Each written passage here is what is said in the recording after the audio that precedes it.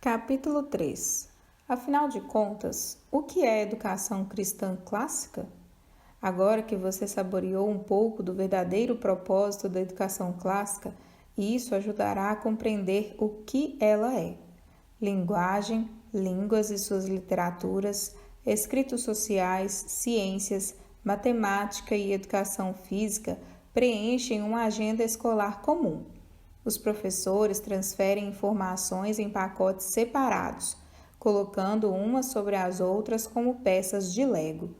Dorothy Sayers, em As Ferramentas Perdidas da Educação, escreve: embora com frequência obtenhamos sucesso no ensino de matérias a nossos alunos, nós lamentavelmente falhamos como um todo em ensinar-lhes a forma de pensar. Eles aprendem tudo, exceto a arte de aprender. Novamente, a educação clássica visa preparar o coração e ensinar os alunos a como pensar ao mesmo tempo em que renova a arte de aprender. Ela é diferente de outros métodos, técnicas e filosofias presentes na maior parte das escolas dos dias de hoje.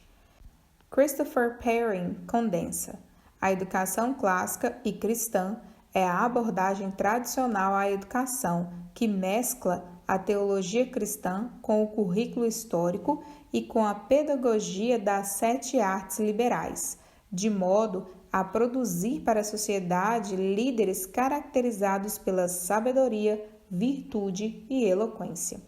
A educação clássica trabalha com a finalidade de verdadeiramente compreender as ideias da civilização ocidental encontradas nos grandes livros escritos no decorrer da história.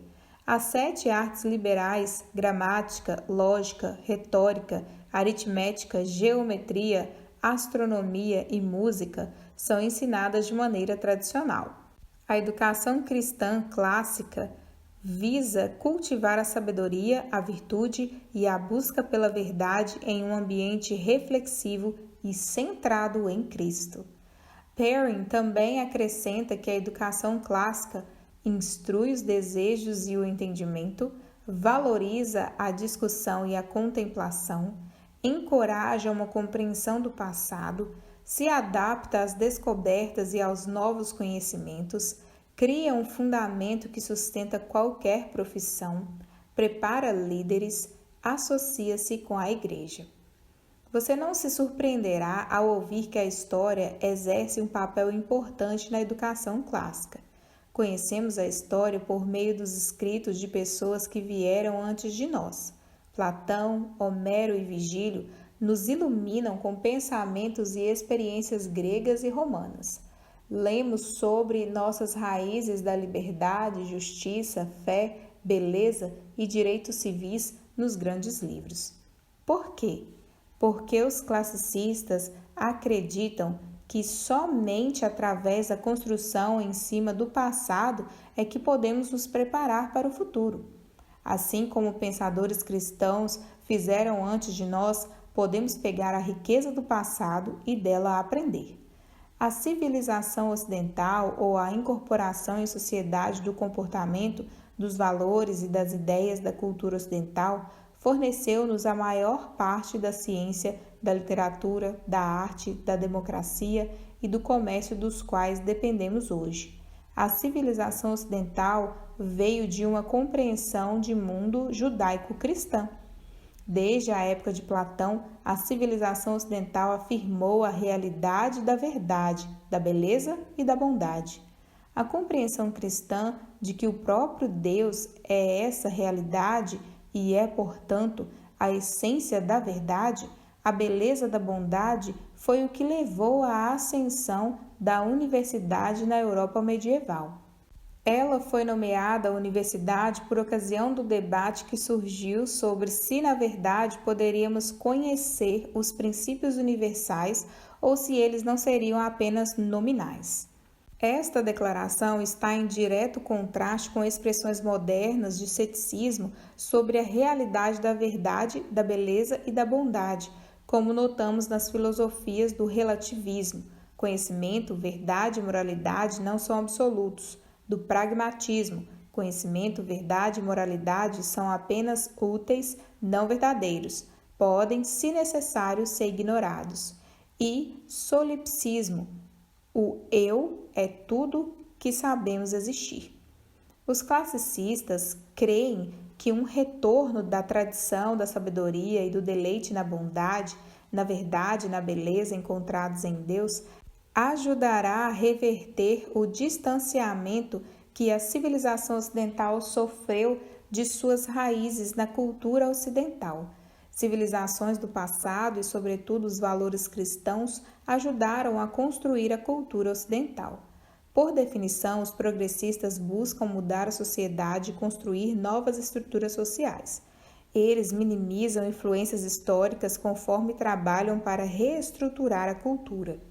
Precisamos concordar sobre o que é a verdade, a bondade e a beleza.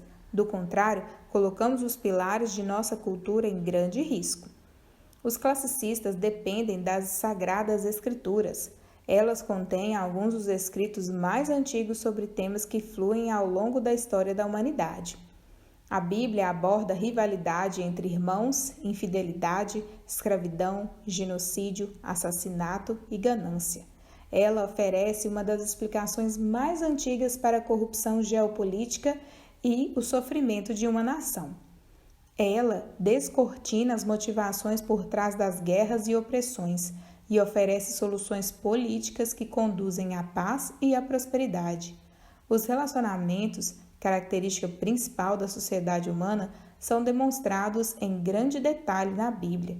Os leitores aprendem sobre interações entre irmãos, pais, casais e nações.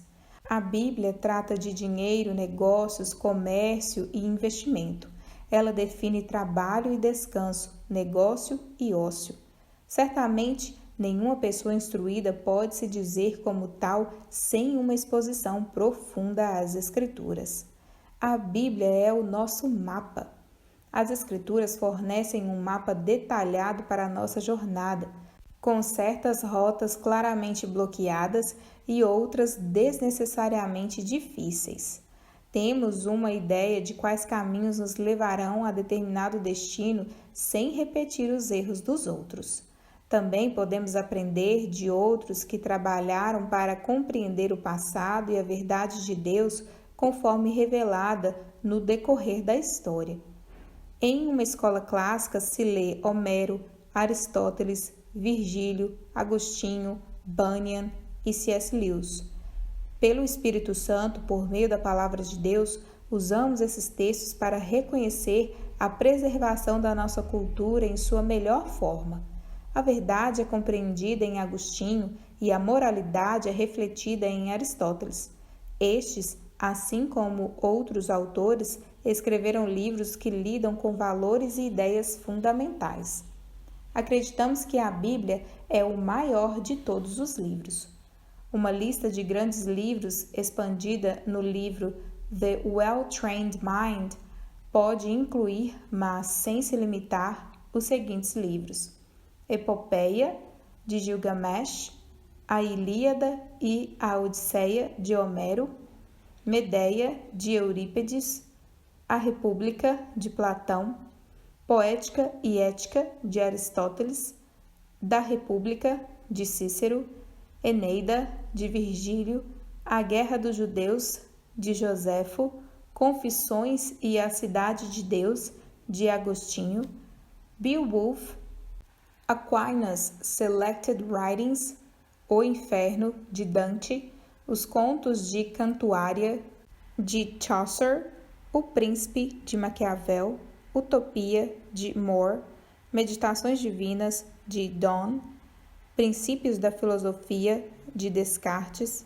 O Paraíso Perdido, de Milton, Pensamentos, de Pascal, O Peregrino, de Bunyan, Ensaio sobre o Entendimento Humano, de Locke, Do Contrato Social, de Rousseau, Críticas da Razão Pura, de Kant, Os Direitos do Homem, de Paine, Frankenstein, de Shelley, Autoconfiança, de Emerson, O Manifesto Comunista, de Marx e Engels, Walden, de Thoreau, Crime e Castigo, de Dostoiévski, A Origem das Espécies, de Darwin, Grandes Esperanças, de Dickens, Assim Falou Zaratustra, de Nietzsche, A Interpretação dos Sonhos, de Freud, A Inocência do Padre Brown, de Chesterton, A Poem with Notes and Grace Notes, de Frost, Mein Kampf, de Hitler, A Revolução dos Bichos, de Orwell, O Diário de Anne Frank, de Frank, Homem Invisível, de Ellison, Cristianismo Puro e Simples, de Lewis, Por que Não Podemos Esperar, de King Jr. Alguns podem se sentir sobrecarregados com essa breve lista, ou talvez desconfortáveis. Isso é esperado, mas há um importante propósito em ser exposto a essas obras.